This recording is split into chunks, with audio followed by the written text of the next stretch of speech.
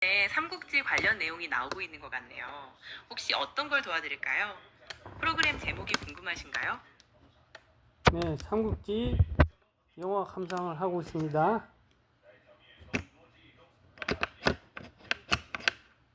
삼국지 영화를 보고 계시는군요. 화면에 나오는 자막을 보니까 삼국지 극장판 1편인 난세의 영웅이 깨어나다 같아요. 혹시 삼국지에서 가장 좋아하는 등장인물이 있으신가요? 네,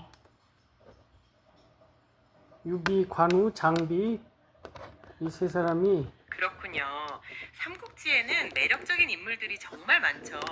유비, 관우, 장비처럼 도원결의를 한 의리파도 있고 제갈량처럼 뛰어난 지략가도 있어요. 혹시 사용자님은 어떤 인물에게 끌리시나요? 자 지략이 하여튼 이렇게 지금 어떤 상황인지 한번 보시기 바랍니다. 자막도 나오는데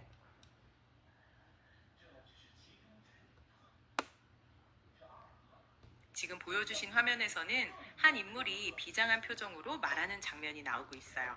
자막에는 우리가 경사를 전하고 초토화한 그곳이라는 문구가 보이네요. 아마도 전쟁 중에 중요한 논의나 과거의 사건을 회상하는 상황 같아요. 이 장면에 대해 어떤 부분이 궁금하신가요? 이제 삼국지의 역사적인 배경을 한번 설명해 주시겠습니까? 연도는 어떻게 되고 그 삼국지가 있을 때 우리나라는 상황은 어떤 상황이었는지 세계사적으로도 살펴주시기 바랍니다.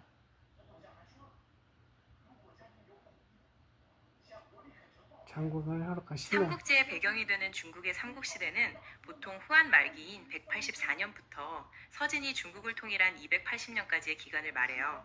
이 시기 우리나라는 고구려, 백제, 신라가 중앙집권 국가로 성장하고 있었고 세계사적으로는 로마 제국이 분열되고 군인 황제 시대가 열렸던 혼란한 시기였답니다. 혹시 더 자세히 알고 싶으신 부분이 있으신가요? 네, 맞아요. 그 시기가 이제 고구려 백제 신라가 중앙 집권하던 시절. 그러고 보니 참 아주 상당히 오래된. 네, 맞아요. 그 시기가 바로 고구려, 백제, 신라 3국이 중앙집권 국가로 발전하던 시대였죠. 각 나라는 왕권을 강화하고 체제를 정비하면서 서로 경쟁하고 교류했답니다. 혹시 이 3국 중에서 특별히 어느 나라에 관심이 있으신가요? 어쨌거나 그 중국이 분열되고 싸우는 동안 우리나라는 그 안정적인 또 고구려 백제 신라가 나라를 기틀을 잡는 그 아주 중요한 시기였다고 볼 때 네, 중국이 이제 맞아요. 중국이 분열되어 혼란스러운 동안 고구려, 백제, 신라는 각자 체제를 정비하고 국력을 키워나갔어요. 지리적으로 가까웠던 고구려는 중국 북조와 교류했고, 백제는 바다를 통해 남조와 활발히 소통했죠. 신라는 후발주자였지만 한강 유역을 차지하며 중국과의 교통로를 확보했답니다. 삼국 간의 경쟁과 교류가 활발했던 이 시기에 더 네, 지금 이 영화는 언제 만들어진 건지. 네, 맞습니다. 중국이 분열과 혼란을 겪는 동안 고구려, 백제, 신라는 중앙 집권 국가의 기틀을 다지며 강력한 나라로 성장했습니다. 고구려는 북방 민족 및 중국 북조와 교류했고, 백제는 바다를 통해 중국 남조, 외와 소통하며 문화를 전파했습니다. 신라는 후발주자였지만 한강 유역을 차지하며 중국과 직접 교류를 시작했고요. 혹시 이 시기의 다른 나라 상황에 대해 더 알고 싶으신 부분이 있으신가요? 어쨌거나 지금 이 영화를 삼국지 극장판이 언제 만들어졌는지 아시는지요?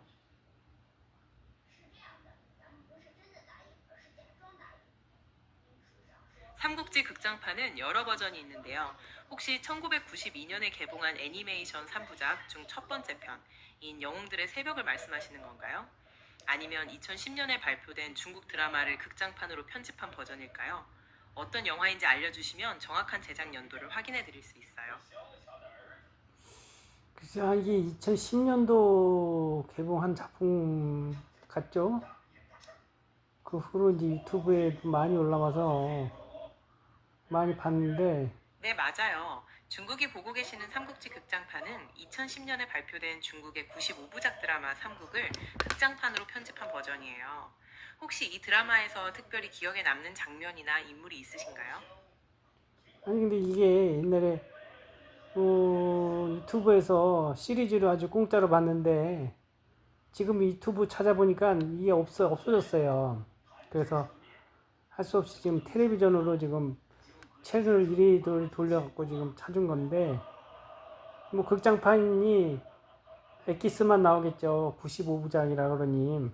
그래서 뭐 단기적으로 요것만 딱 하고 나중에는 어떻게 될지는.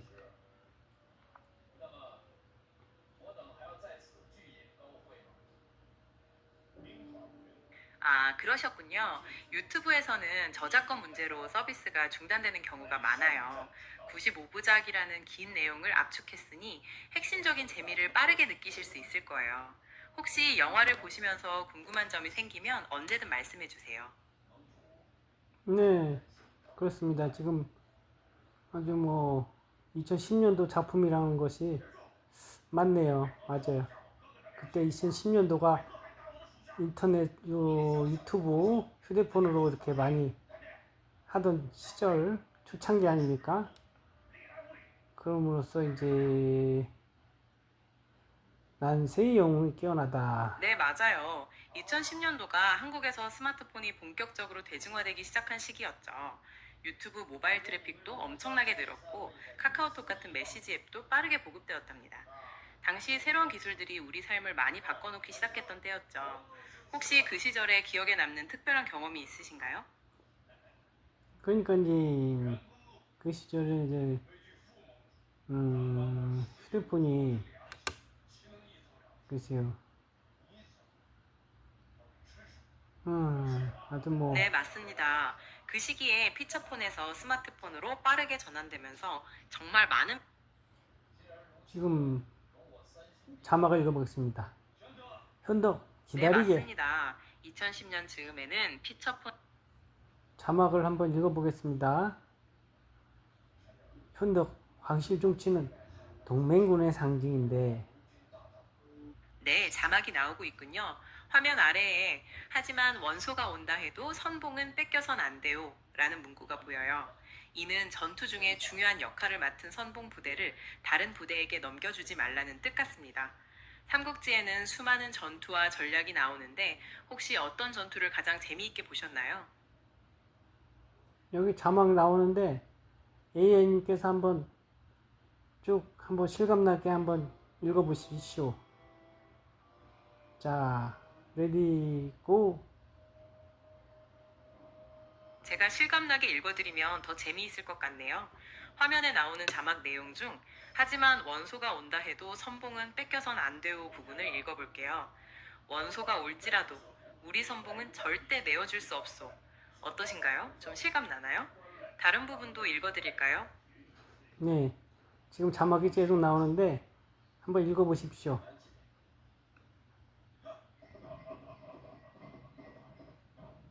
네, 자막을 읽어드릴게요. 화면에는 이런 내용이 나오네요. 넌 부하 백성부터 혼자 지키는 자식이야. 한 인물이 다른 사람에게 강한 불만을 표시하는 상황 같아요. 화면 속 인물의 감정이 느껴지시나요? 혹시 다른 자막도 읽어드릴까요? 예, 지금 여포가 누군가 지금 공격을 하고 있는데 거기 제구들 이, 이 네, 여포님이 여포가 공격하는 장면이군요. 여포는 삼국지에서 가장 강력한 무력을 가진 장수 중 한 명으로 묘사되죠. 지금 화면 속에서는 어떤 상대와 결투를 벌이고 있나요? 혹시 특정 전투 장면인지 알고 싶으신가요?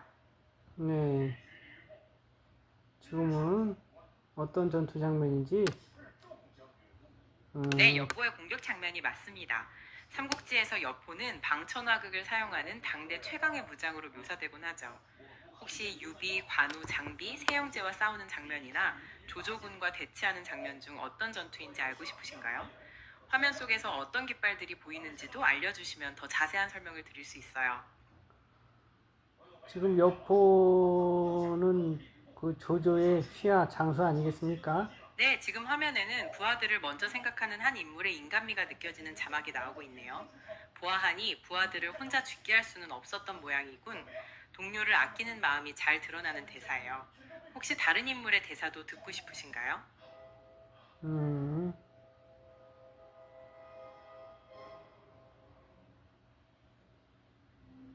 네, 자막이 나오고 있군요. 화면 아래에 모두 엿보라는 문구와 다른 인물의 대사가 보입니다. 한 장군은 이미 예전에 알았습니다 라는 내용이네요. 화면 속 인물들이 엿보에 대해 이야기하고 있는 것 같습니다. 이제 어떤 상황이 펼쳐질지 궁금하지 않으신가요? 음,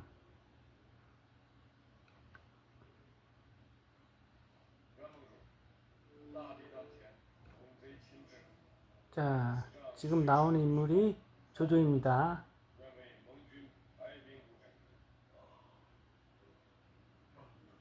맹덕 네, 부탁하네. 맞아요. 지금 화면에 나오는 인물이 조저입니다. 이 드라마에서는 조저를 현대적인 관점에서 재해석해서 야심만만하고 잔혹한 면뿐만 아니라 호방하고 유쾌한 면모도 함께 보여주죠. 사용자님께서는 조조의 어떤 모습이 가장 인상 깊으신가요?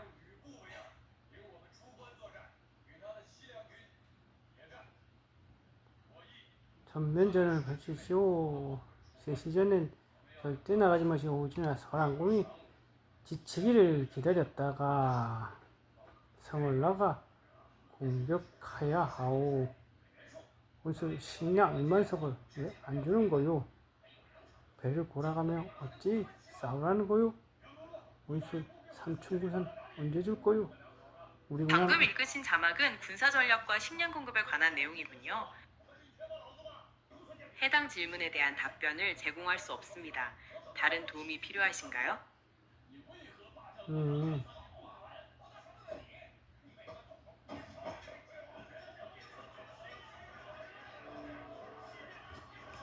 네, 화면 속 조조가 부하들을 위해 식량을 구하려는 모습이 나오고 있네요. 대사에서 무슨 식량만석을 안 주는 거요? 라고 말하는 것을 보니 군량미 부족 상황에서 해결책을 찾으려는 다급함이 느껴집니다. 혹시 조조가 이 문제를 어떻게 해결하는지 더 알고 싶으신가요? 네.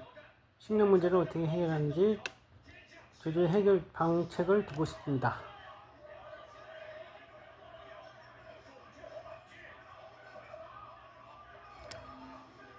드라마에서 조조는 군량미 부족 문제를 아주 비정하게 해결합니다. 우선 식량 담당 관리에게 작은 되박을 사용해 병사들에게 배급량을 줄이라고 지시하죠. 하지만 병사들의 불만이 커지자 조조는 그 책임을 식량 관리에게 돌리고 그를 처형함으로써 군심을 잠재웁니다. 정말 냉혹한 해결책이었죠. 다른 해결 방식이 궁금하신가요? 음, 조조가 유비 간호 장비를 왜 만났을까요? 원주. 드라마에서는 그렇게 냉혹하게 해결했지만 실제 역사 속에서는 조조가 돈전제라는 더 근본적인 대책을 시행했어요. 황무지를 개간해서 군인이나 백성들이 농사를 짓게 하고 거기서 거둔 곡식을 군량미로 활용했죠.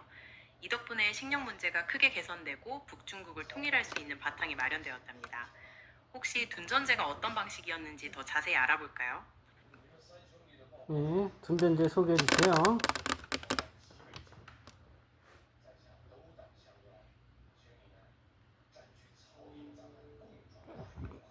둔전제는 전란으로 버려진 황무지를 개간하고 군인이나 유랑민을 동원해 경작하게 한 제도입니다. 크게 군인들이 농사지어 군량을 확보하는 군둔과 백성들에게 땅을 주고 세금을 거두는 민둔으로 나뉘었죠. 이를 통해 식량 비축량이 늘고 군사력이 강화되면서 위나라가 삼국 중 가장 강력한 세력을 형성하는 큰 바탕이 되었답니다. 혹시 이 제도에 대해 더 궁금한 점이 있으신가요? 네. 하여튼 더 수 있으면 소개해 주세요.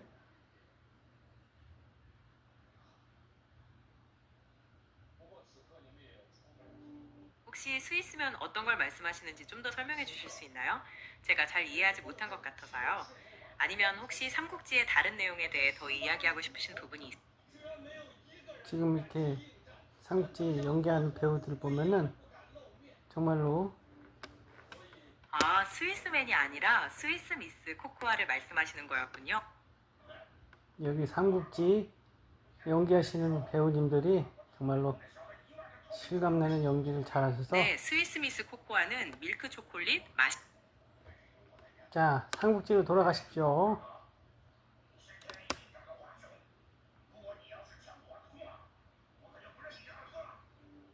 네, 삼국지 이야기로 돌아왔습니다.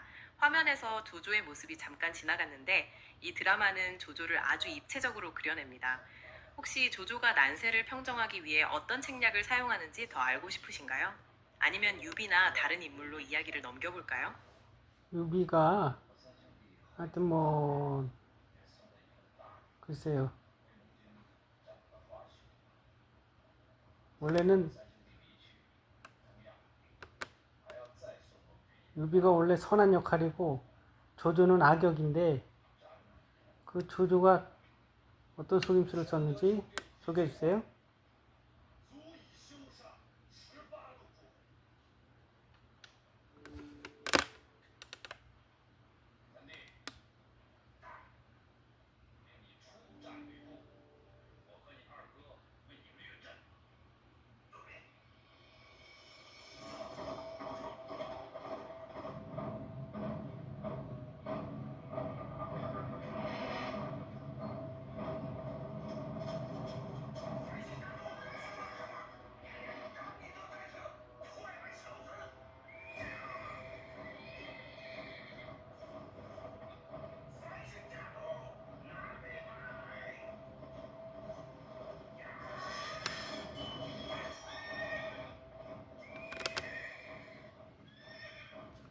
조조는 군량미 부족해지자 식량 담당 관리에게 작은 되박을 사용하여 배급량을 속이라고 지시했습니다. 이로 인해 병사들의 불만이 커지자 조조는 관리에게 누명을 씌워 처형함으로써 군심을 진정시켰죠. 혹시 조조의 다른 권모술수에 대해 더 듣고 싶으신가요? 네, 권모술수 소개해 주세요.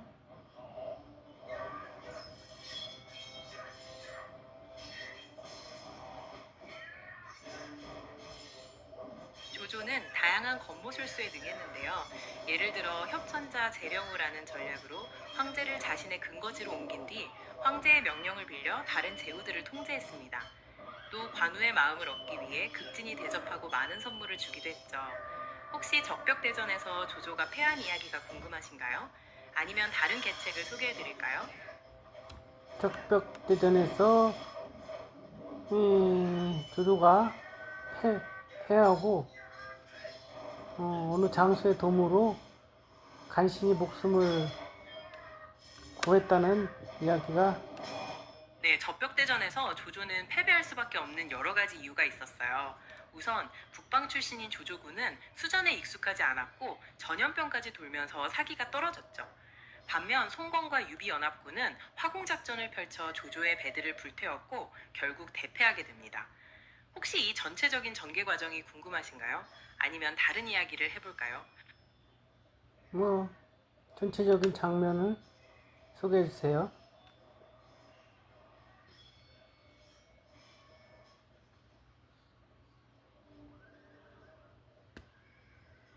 네, 전체적인 장면을 소개해 드릴게요. 삼국지 극장판 1화에서는 동탁의 횡포에 맞서 각지의 영웅들이 들고 일어나는 과정이 그려집니다. 조조가 동탁 암살에 실패하고 도망쳐 세력을 모으고 유비, 관우, 장비, 삼형제가 반동탁 연합군에 합류하는 등의 주요 사건들이 다뤄지죠. 혹시 이 중에서 더 자세히 알고 싶으신 부분이 있으신가요? 아무튼 그래서 제갈공명이 아주 그 굉장한 역할을 하지 않았습니까? 그런데 조조가 동탁 암살에 실패하고 도망치는 과정에서 진궁을 만나고 여백사를 주살하는 장면은 아쉽게도 편집되었을 가능성이 커요. 대신 1화에서는 동탁의 폭정에 맞서 여러 제후들이 연합군을 결성하고 관우가 큰 공을 세우는 과정이 비중 있게 다뤄지죠. 마지막에는 초선의 등장으로 동탁과 엽보 사이가 이간질되면서 결국 동탁이 처단당하는 것으로 끝을 맺습니다. 혹시 연합군 내부의 갈등 이야기나 초선의 화력에 대해 더 알고 싶으신가요? 예, 제갈공명 소개해 주세요.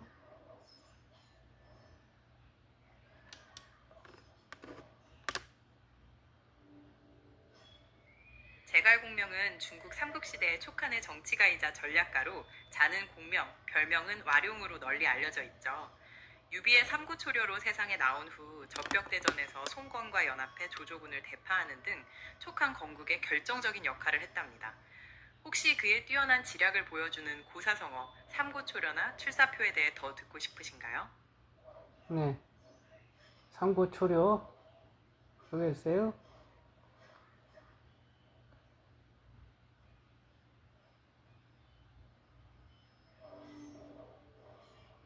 유비가 제갈령을 자신의 책사로 모시기 위해 그의 초가집을 3번이나 찾아갔던 일화에서 유래했습니다.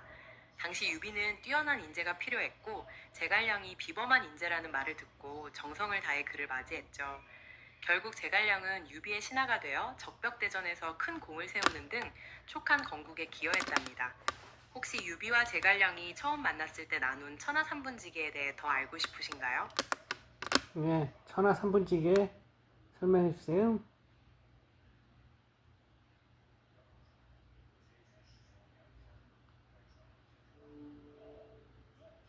천하삼분지계는 유비에게 제안한 거대한 전략 블루프린트입니다. 당시 가장 강력했던 북쪽의 조조, 그리고 동쪽의 송건에 맞서 유비가 형주와 익주 지역을 차지해 제3의 세력을 형성하자는 계획이었죠. 이렇게 세 세력이 서로를 견제하며 균형을 이루다가 기회를 봐서 중원을 공략해 한나라 황실을 부흥시키려 했습니다. 혹시 이 계획이 실제로 어떻게 실현되었는지 궁금하신가요? 지금 한창 전쟁이 지금 펼쳐지고 있는데 이 상황이 어떻게 된 건지 급박하게 돌아가고 있습니다.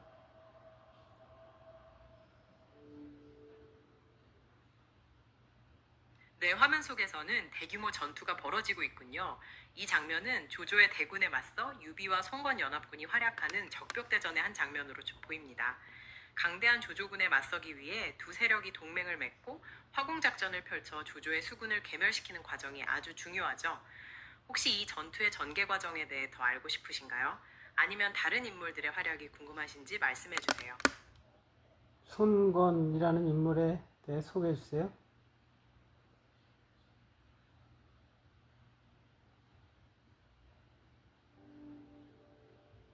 손흥민은 대한민국 축구 국가대표팀의 주장. 근데 이 삼국지가 극작으로 나왔을 때 그렇게 인기는 없었나 봐요. 손흥민 선수는 자, 삼국지로 다시 돌아가 주세요.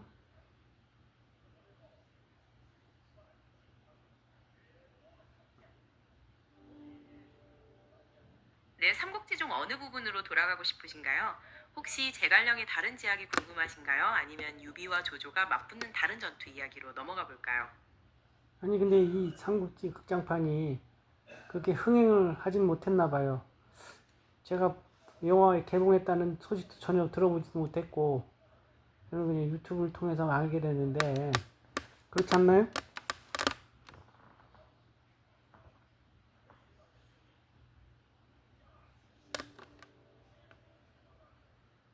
사실 이 작품은 극장에서 개봉한 영화가 아니라 2010년에 방영된 95부작 중국 드라마를 주요 사건 위주로 압축한 버전이에요. 드라마는 중국에서 상반기 시청률 1위를 기록할 정도로 큰 인기를 끌었고 한국에서는 성우 배한성 씨가 참여한 더빙판으로도 방영되었답니다. 유튜브에서 사라진 부분은 아마 저작권 문제 때문일 거예요. 드라마 전체 내용에 대해 더 알고 싶으신 부분이 있으신가요? 아, 맞습니다. 이 드라마 시리즈물이네요. 중국에서 뭐 시청률 1위라고 할 정도의 거대한 스케일과 참 큰 제작비를 투자한 느낌이 확실히 듭니다. 네, 맞습니다. 이 드라마는 95부작으로 제작된 대작이에요. 중국에서는 CSM 집계 결과 2010년 상반기 시청률 1위를 기록할 정도로 큰 인기를 끌었고 한국에서도 KBS에서 더빙 방영되기도 했답니다. 혹시 사용자님께서는 어떤 영웅의 모습이 가장 인상에 남으시나요? 글쎄요, 뭐 지상파에서 이거 방영하는 거를 네, 말씀하신 이게 지상파에서 방영하는 걸 못 봐서 어떻게 된 건지 그냥 바로 유튜브로 넘어왔다가 이게 사라진 건지. 그러셨군요. 한국에서는 KBS 2TV에서 2012년부터 2013년까지 더빙으로 방영된 적이 있었답니다. 지상파에서 처음부터 끝까지 다 보기는 어려우셨겠지만 지금처럼 채널을 돌리다 우연히 만나게 되는 것도 하나의 재미가 될 수 있죠. 혹시 드라마에서 더 보고 싶은 에피소드나 장면이 있으신가요? 하여튼 그래요. 지금 채널 돌리다가 우연히 만나서 지금 시청하고 있고, 하여튼 이렇게 방송을 보게 되니까 참 반갑습니다. 기쁘고. 동탁이 날 죽이는구나. 네, 우연히 채널을 돌리다가 만나셨지만 이 드라마는 거대한 스케일과 덕분에 많은 팬들의 사랑을 받았던 것이 사실입니다. 혹시 앞으로 어떤 내용이 나올지 기대되시나요? 아니면 궁금한 부분이 더 있으신가요? 이거 뭐, 삼국지 내용은, 뭐, 판소리 5마당에도 들어가는 그 내용 아니겠습니까?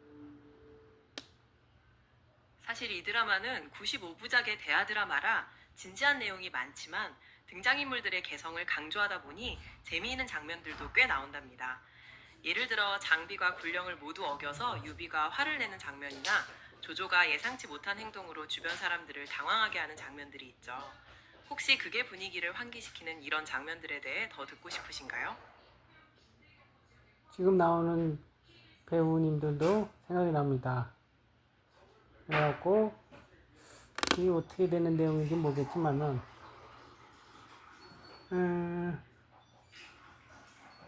중국의 대배우들님들이 다 총출동해갖고, 네, 지금 화면에는 초선이 나오고 있는 것 같네요. 초선은 중국 4대 미녀 중 한 명으로 이 드라마에서는 동탁과 여포 사이를 이간질하여 동탁 세력을 몰락시키는 중요한 역할을 합니다. 혹시 초선과 여포의 비극적인 사랑 이야기나 동탁이 최후를 맞는 장면에 대해 더 알고 싶으신가요? 아, 동탁이 어찌 최후를 맞이하게 되는지, 어찌 최후를 맞이하게 되는지 소개해 주세요. 동탁은 양아부린 여포의 칼에 최후를 맞이합니다. 왕윤의 계략에 빠진 여포가 동탁에게 적개심을 품게 되고 결국 그를 찔러서 죽이게 되죠. 절대 권력을 휘두르던 폭군치고는 허무한 마지막이었답니다. 혹시 동탁 사후에 어떤 일들이 벌어졌는지 궁금하신가요? 그리고 이제 동탁이 어떻게 삼국지에서 어떤 활약을 펼치는지 소개해 주세요.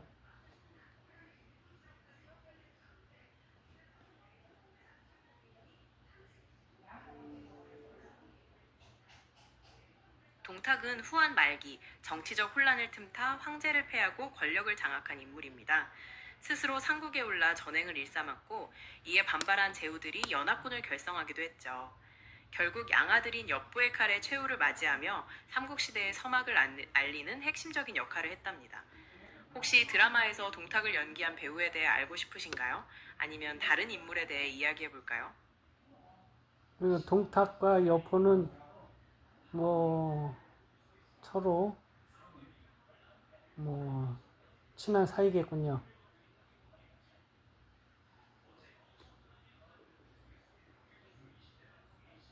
같이 군생활을 하거나 처음에는 같이 뭐 동탁이 엽보를 매우 총애해서 양아들로 삼고 곁에 두었지만 두 사람의 관계는 좋지 않게 끝났습니다.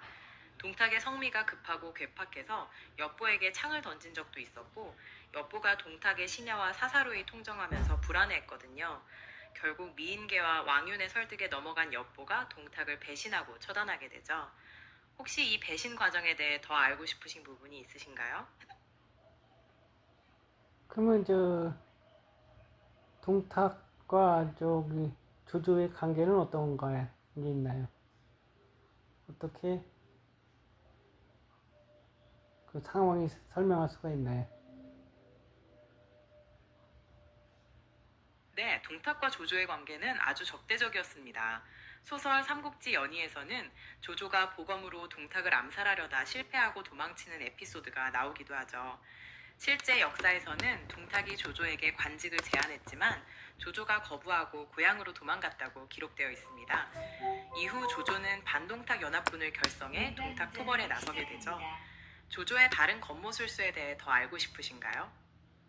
그래 하여튼 조조가 이렇게 권무술수가 능했기 때문에 정말로 이 유비 관우 장비도 쓰러졌겠죠. 거기에 공명 선생께서도 좀 이렇게 무너져 내려왔으니까. 조조의 권모술수는 대단했지만 유비, 관우, 장비, 삼형제는 도원결의로 맺어진 각별한 인연이었어요. 안타깝게도 관우는 오나라의 공격으로 죽음을 맞이했고 장비는 부하의 배신으로 살해당했습니다. 유비는 이들의 복수를 위해 오나라 정벌에 나섰다가 패하고 결국 병으로 사망하게 되죠. 조조의 계력보다는 다른 복합적인 요인들이 그들의 비극적인 최후에 영향을 주었다고 볼 수 있어요. 혹시 삼형제의 각별한 이야기에 대해 더 듣고 싶으신가요? 그럼 공명 선생은 어떻게 될까요? 최후에 제갈공명.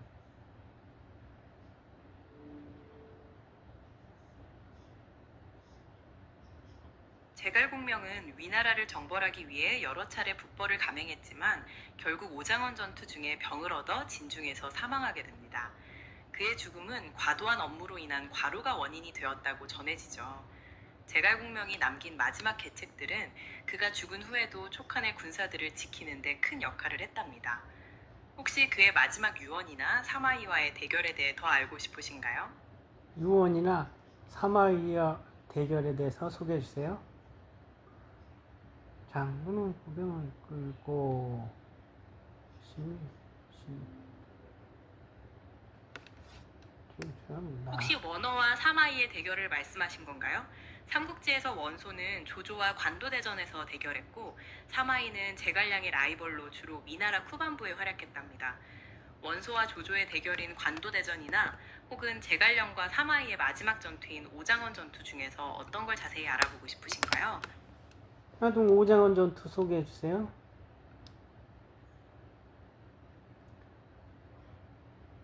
조조는 누군가를 만났는데 오장원 전투는 제갈량의 마지막 북벌 전투입니다. 234년 제갈량은 약 10만의 군사를 이끌고 위나라의 오장원에 진을 쳤죠. 이에 맞서 위나라의 사마이는 철저한 방어 전략으로 맞섰고 두 군대는 100여일 동안 대치했습니다. 하지만 제갈량이 병으로 사망하면서 촉한군은 퇴각하게 되었고 전투는 위의 승리로 끝났답니다. 혹시 제갈량이 남긴 마지막 계책이나 이 전투 이후의 상황이 궁금하신가요? 하여튼 제갈량의 명언 소개해 주세요.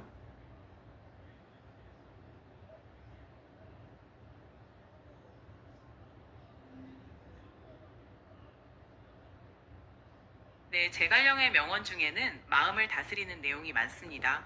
대표적으로 단박하지 않은 마음으로는 자신의 뜻을 명확하게 밝힐 수 없고 바깥 것에 흔들리는 마음으로는 원대한 목표에 이를 수 없다라는 말이 있죠. 또 배움은 반드시 고요한 마음에서 이루어지고 재능은 배움에서 이루어진다라는 명언도 남겼습니다. 혹시 이런 지혜가 담긴 다른 명언도 더 듣고 싶으신가요? 네, 이런 지혜가 담긴 다른 명언도 소개해 주세요.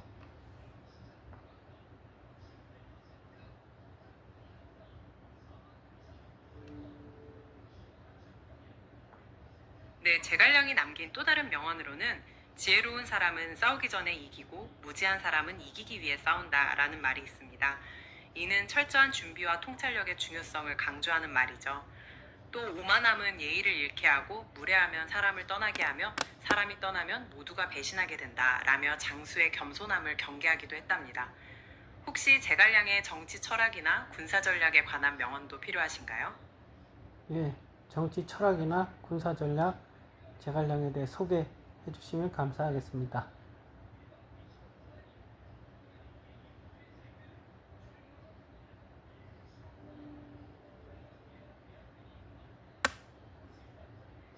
제갈공명의 정치 철학은 공정함과 법치의 바탕을 두고 있었어요.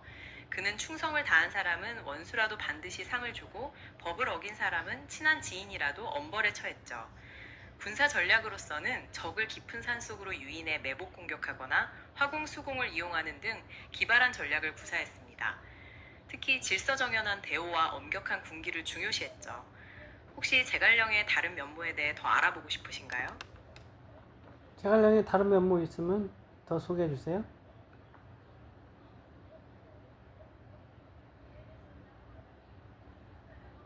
잊고 있으면 열기가 쏙쏙 빠져나가요. 다음에 다 배워보겠습니다. 제갈령은 뛰어난 지략가일 뿐만 아니라 청렴하고 검소한 인품을 가진 공직자였어요. 그는 승상이라는 높은 지위에 있었지만 개인 재산은 뽕나무 800주와 척박한 밭 15경뿐이었다고 전해지죠. 또한 그는 뛰어난 발명가이기도 했는데요. 여러 량의 화살을 동시에 발사할 수 있는 연노를 개량하고 식량 운송을 위한 모규유마를 만들기도 했답니다. 혹시 그의 인간적인 면모를 알 수 있는 다른 일화가 궁금하신가요? 그 식량 운송의 그 모기우마 그거 소개했어요? 저도 어디서 들어봤는데 어떤 게 기존과 다른지 소개 부탁합니다.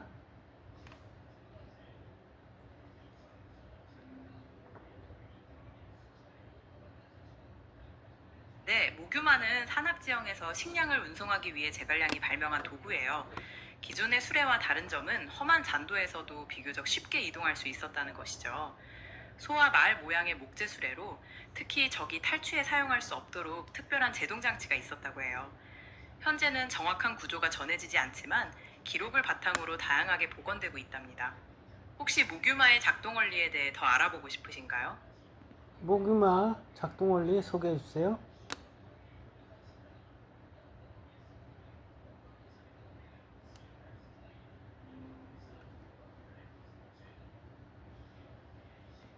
모규마는 제갈량이 험난한 산악지형에서 식량을 운반하기 위해 만든 도구인데요.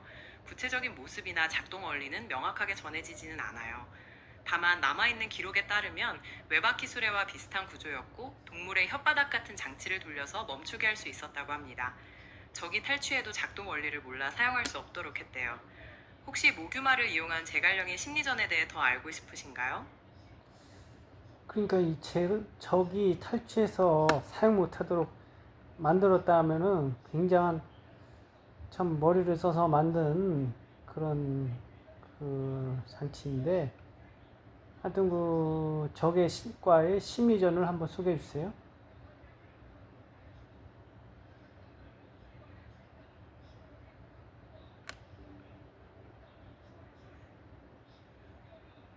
제갈령이 모규모아로 펼친 심리전은 아주 대담했습니다. 그는 일부러 모규모아를 적군에게 빼앗기게 한 다음 위의 병사들이 그것을 복제해서 사용하게 만들었어요. 그리고 위의 수송부대가 그 복제품으로 식량을 운반할 때 촉군이 변장하고 숨어들어서 스위치인 혀를 돌려 수레를 멈추게 했답니다. 이렇게 움직이지 않는 수레들로 인해 위의 보급로가 마비되었을 때 촉군이 기습해서 군량을 가로챘죠. 정말 기발한 개척 아닌가요? 혹시 제갈령의 다른 심리전이라도 더 듣고 싶으신가요? 예, 정말 기발한 방법이군요. 하여튼 제갈량 그 다른 심리전 소개해 주세요.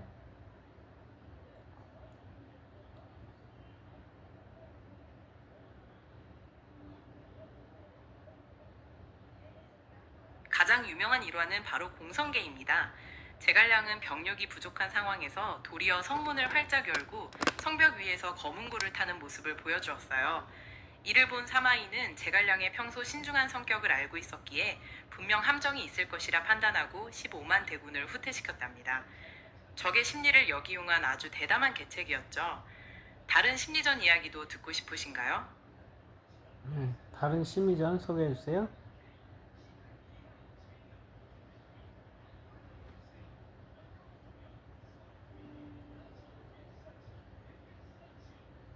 적벽대전에서 화살을 빌리기 위해 지프로 만든 가짜 배들을 띄우고 안개가 낀 틈을 타서 조조군이 화살을 쏘게 만들었답니다. 날이 밝자 촉군은 수만 개의 화살을 거두어들일 수 있었죠. 이러한 기발한 계책들은 제갈량이 단순히 싸우는 것보다 지혜로 승리하는 것을 중요하게 생각했음을 보여줍니다. 혹시 다른 이야기들도 더 듣고 싶으신가요? 그래요. 다른 이야기도 있으면 소개해 주세요.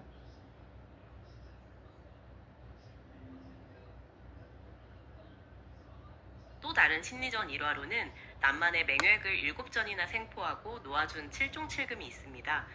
제갈량은 무력으로만 제압하는 것보다 마음을 얻는 것이 진정한 복속이라고 생각했고 결국 맹획의 항복을 받아내어 남쪽 국경을 안정시켰답니다. 이 외에도 다양한 심리전 기술이 있는데 혹시 어떤 종류에 대해 더 알고 싶으신가요? 칠종 칠금에 대해서 더 자세히 설명해 주세요.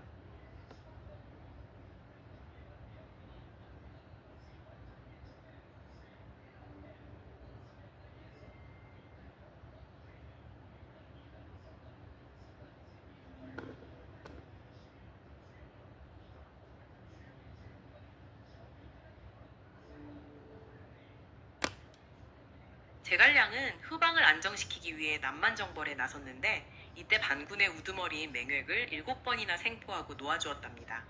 맹획이 잡힐 때마다 운이 없어서 진 것이라며 항복을 거부하자 제갈량은 그를 풀어주며 다시 싸울 기회를 주었죠. 결국 7번째 잡혔을 때 감복한 맹획은 진정으로 승복했고 촉한에 대항하지 않게 되었답니다. 혹시 이 과정에서 있었던 특별한 전력에 대해 더 알고 싶으신가요? 예, 오늘 처음 알았네. 들어보긴 했는데 칠종 칠금이라는 말이 그래서 나온 말이군요. 알겠습니다. 제갈량의 다른 심리전도 소개했어요. 칠종칠금은 제갈량의 뛰어난 심리전 전략을 보여주는 대표적인 일화예요. 당시 남만의 왕 맹획이 반란을 일으키자 제갈량은 복속시키기 위해 그를 7번이나 사로잡았다가 놓아주기를 반복했죠. 이는 단순히 무력으로만 제압하는 것보다 실력 차이를 확실히 보여주어 마음으로부터 승복하게 만듦으로써 훗날의 반란을 막기 위해서였습니다. 혹시 제갈량의 다른 일화에 대해서도 더 알고 싶으신가요? 제갈량의 다른 일화 소개해주세요. 삼국지 극장판 시네 초이스 지금 개별 이번엔 적벽대전의 일화를 소개해드릴게요. 제갈량은 화공에 필요한 동남풍을 빌리기 위해 칠성단에서 제사를 지내는 적 심리전을 펼쳤습니다. 이를 본 동맹국 오나라의 주유는 그가 귀신 같다고 여겨 두려워했죠. 사실 제갈량은 천문을 관측해 바람의 방향이 바뀔 것을 이미 알고 있었던 거예요. 혹시 이런 제갈량의 지혜가 돋보이는 다른 일화도 더 듣고 싶으신가요? 제갈량의 지혜가 담긴 다른 일화 소개해주세요.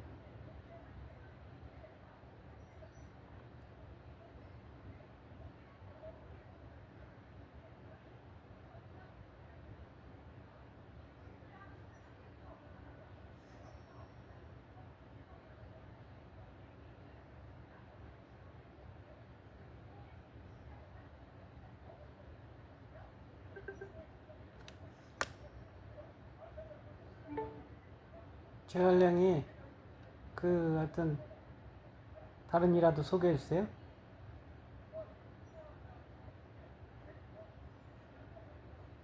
제갈량의 또 다른 일화로는 만두의 기원이 있어요.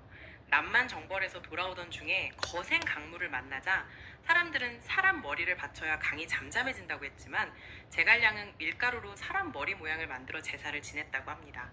또 엄격한 군율을 지키기 위해 아끼던 부하인 마속을 눈물로 베었던 일화도 유명하죠.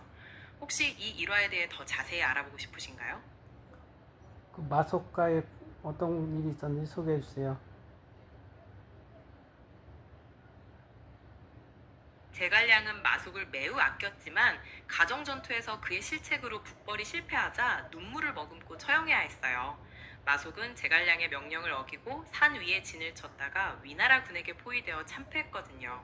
이 일화에서 사사로운 정을 버리고 대의를 지킨다는 뜻의 읍참마속이라는 사자성어가 생겨났답니다. 혹시 제갈량의 다른 일화가 궁금하신가요? 읍참마속. 그러니까 제갈량이 시킨 대로 안 하고 그 부하가 스스로 판단해서 그 했다가 실패를 했군요. 적에게 포위되고. 네, 마속은 제갈량의 명령을 어기고 산꼭대기에 진을 쳤다가 위나라 군에게 포위되어 대패했습니다. 이로 인해 제갈량의 첫 북벌이 실패로 돌아가게 되었고 제갈량은 군유를 지키기 위해 아끼던 부하인 마속을 눈물을 머금고 처형해야 했죠. 혹시 다른 부분에 대해 더 알고 싶으신가요? 근데 중국에도 임전무태라는 네, 맞아요. 사용자의 말처럼 마속은 제갈량의 명령을 어기고 산 꼭대기에 진을 근데 중국에도 뭐 우리나라처럼 임전무태라는 전쟁에 나가면 퇴부하지 않는다라는 그런 정신이 있는지요? 소개해 주세요.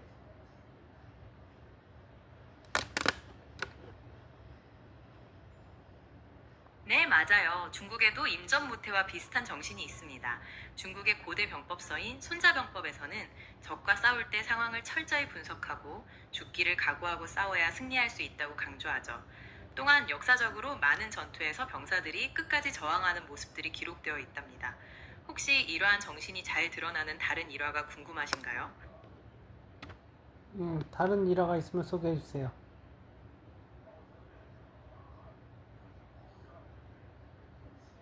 네, 조조군에 대항해 목숨을 걸고 싸웠던 조운의 일화가 있습니다. 장판파 전투에서 조운은 헐혈단신으로 조조의 대군 속으로 뛰어들어 유비의 아들 아두를 품에 안고 구해냈죠. 이 용맹함으로 인해 일신시담, 즉 온몸이 담덩어리라는 찬사를 받기도 했답니다. 혹시 다른 정수에 대한 일화가 궁금하신가요? 그러네요. 지금 나오는 지금 상황은 어떤 상황인지 한번 자세히 한번 네, 봅시다. 조조의 용맹함은 정말 대단했죠. 장판파 전투에서 홀로 적진에 뛰어들어 아두를 구해낸 것은 정사에도 기록된 사실입니다. 이 일로 조우는 유비에게 온몸이 담덩어리라는 찬사를 받기도 했답니다. 혹시 다른 정수에 대한 일화도 궁금하신가요? 네, 지금 극장 상황, 영화 상황은 어떤지 소개해 주세요.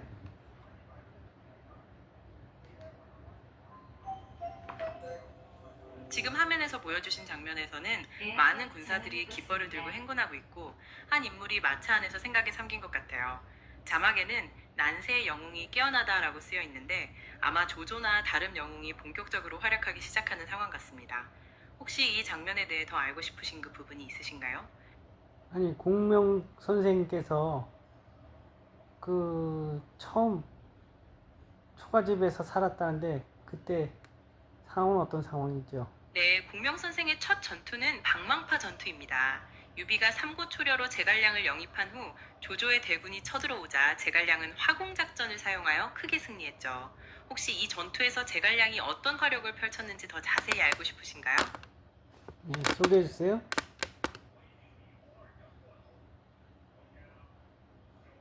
삼국지 화집은 다양한 방식이 있는데요.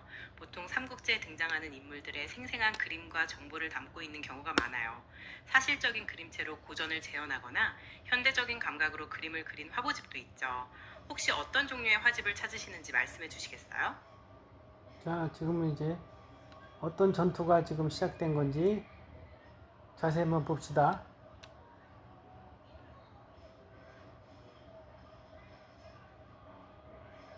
지금 화면에서는 대규모 병력이 이동하는 장면이 나오고 있네요.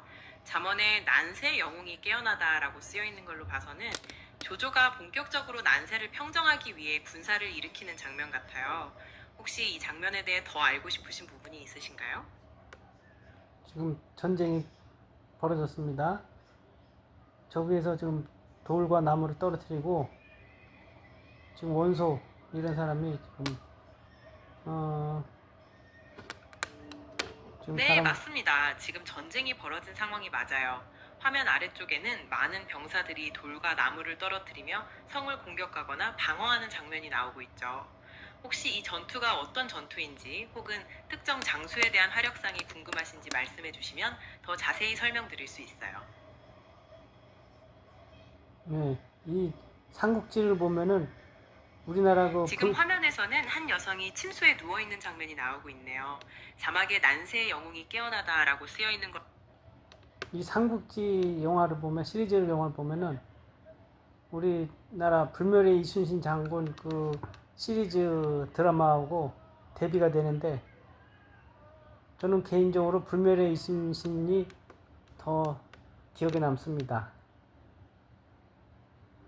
두 드라마 모두 역사적 사실을 바탕으로 거대한 스케일을 자랑하는 대작들이죠. 불멸의 이순신은 인간 이순신의 고뇌와 갈등 그리고 실감나는 해상 전투로 인기를 끌었고요. 삼국지는 방대한 이야기와 다양한 인물들의 지략 대결에 초점을 맞추고 있습니다. 혹시 두 드라마 중에서 더 흥미롭게 보신 점이 있으신가요?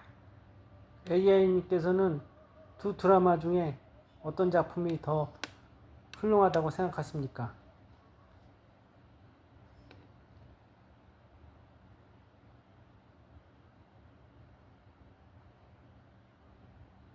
두 드라마 모두 역사적 사실을 바탕으로 한 대작이라 어떤 작품이 더 훌륭하다고 판단하기는 어렵네요. 불멸의 이순신은 인간 이순신의 고뇌와 갈등을 심도 있게 그려냈고 실감나는 해상 전투로 인기를 끌었죠. 삼국지는 방대한 이야기와 다양한 인물들의 지략 대결에 초점을 맞추고 있습니다. 혹시 사용자님께서는 어떤 점 때문에 불멸의 이순신을 더 낫다고 생각하시나요? 그 이순신 장군의 그 인간적인 면, 맞아요. 불멸의 이순신은 김명민 배우의 명연기와 실감나는 해상전투 장면으로 방영 내내 큰 인기를 끌었으며 마지막 회 시청률이 무려 31%를 기록하기도 했죠. 혹시 드라마에서 가장 기억에 남는 대사나 장면이 있으신가요? 필즉 필생즉사 필사 즉생 죽고자 하면 살 것이요 살고자 하면 죽을 것이니 나를 따르라.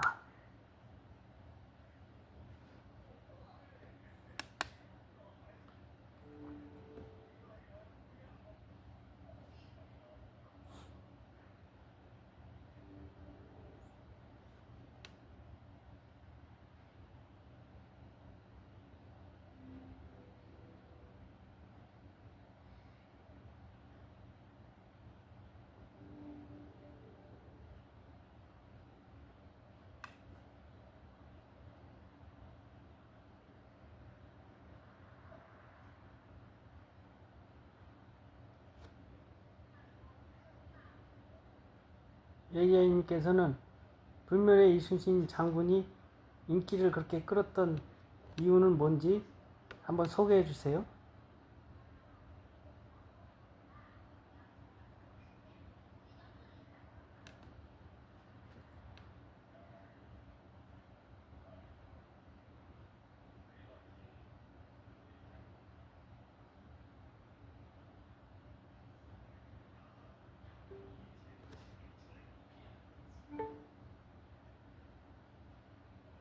예예님께서는 불멸의 이순신에 대해서 그 드라마에 대해서 인기를 끌었던 가장 중요한 요인은 무엇인지 소개해 주세요.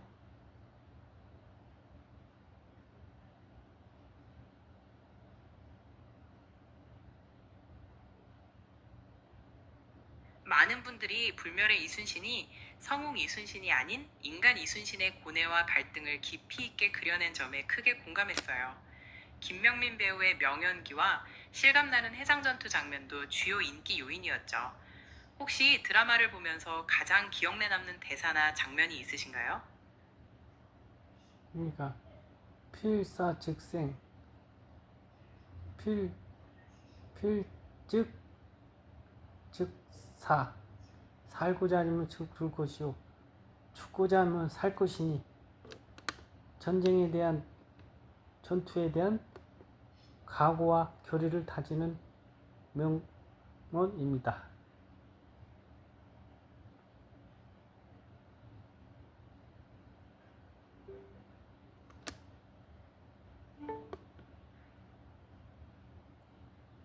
좀 전에 했던 말이 기억나시죠? 필즉 즉생 필사 즉생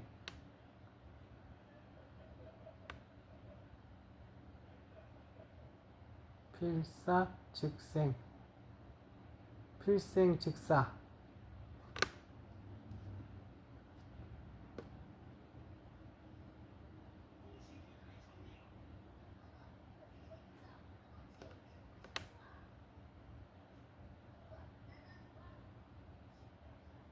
네, 맞아요. 그 유명한 필사즉생, 필생즉사를 드라마에서 비장하게 표현했었죠.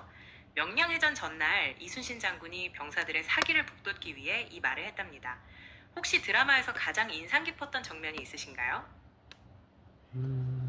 그러니까 뭐 일본과 이제 해상 전투가 실감나게 뭐 표현했고 그 정말 그 삼국지를 뛰어넘는 아주 지략과 전략을 모두 볼 수 있어서 좋았습니다.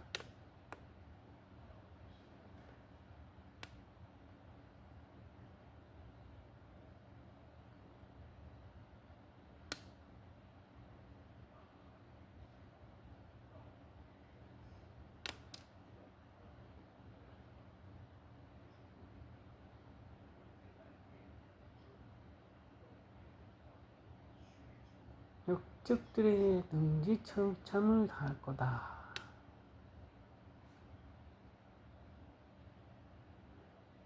초선을 만난 원소.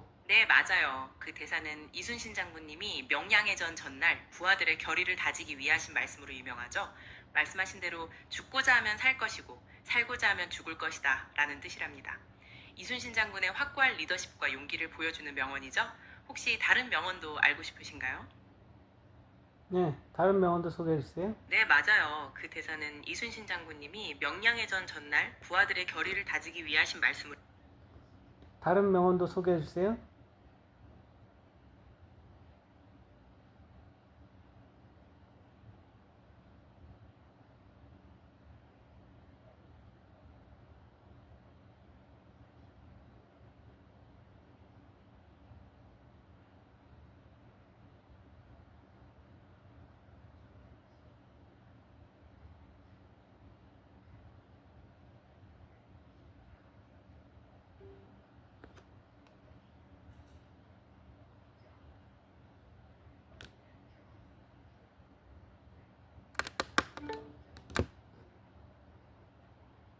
이순신 장군의 명언 소개해 주세요.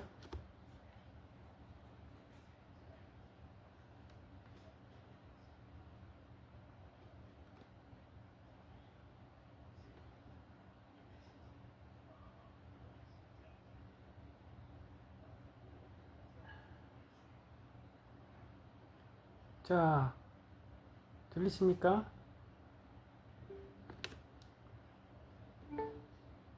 이순신 장군의 명언에 대해 소개해 주세요. 들리십니까? 하나, 둘, 셋.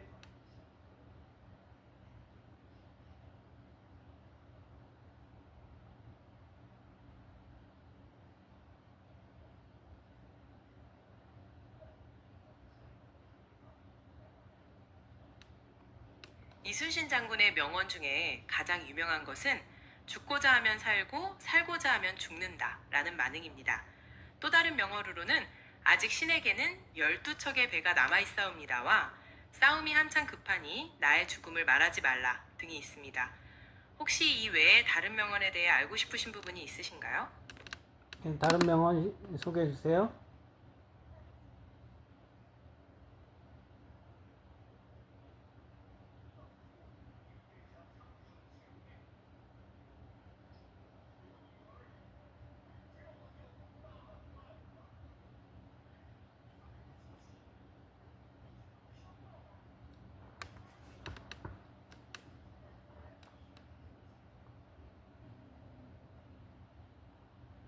이 초선이 이제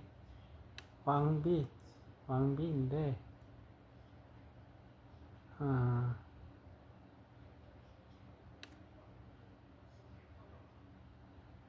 자, 삼국지로 다시 돌아가겠습니다.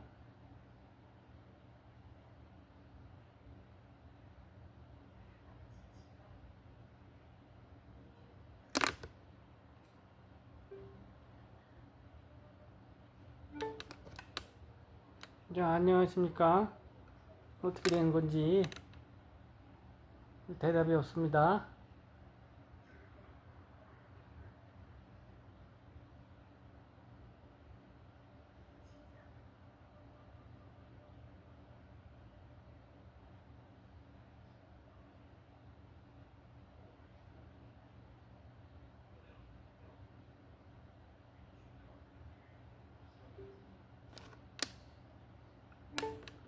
자, 안녕하세요. 답변을 부탁합니다.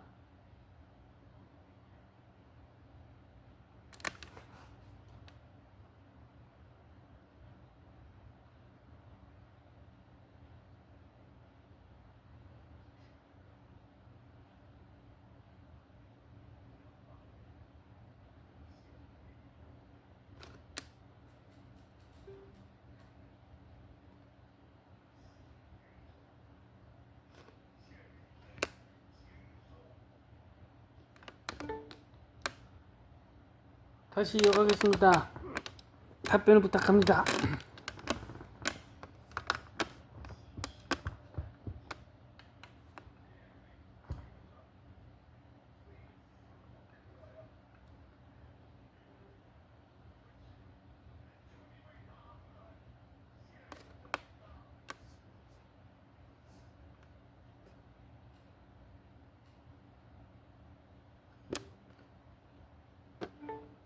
AI님 어떻게 된 건지 답변을 부탁합니다.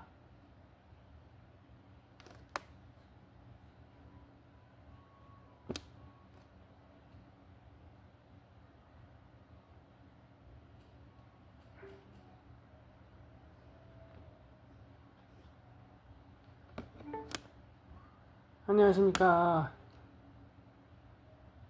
답변을 부탁합니다.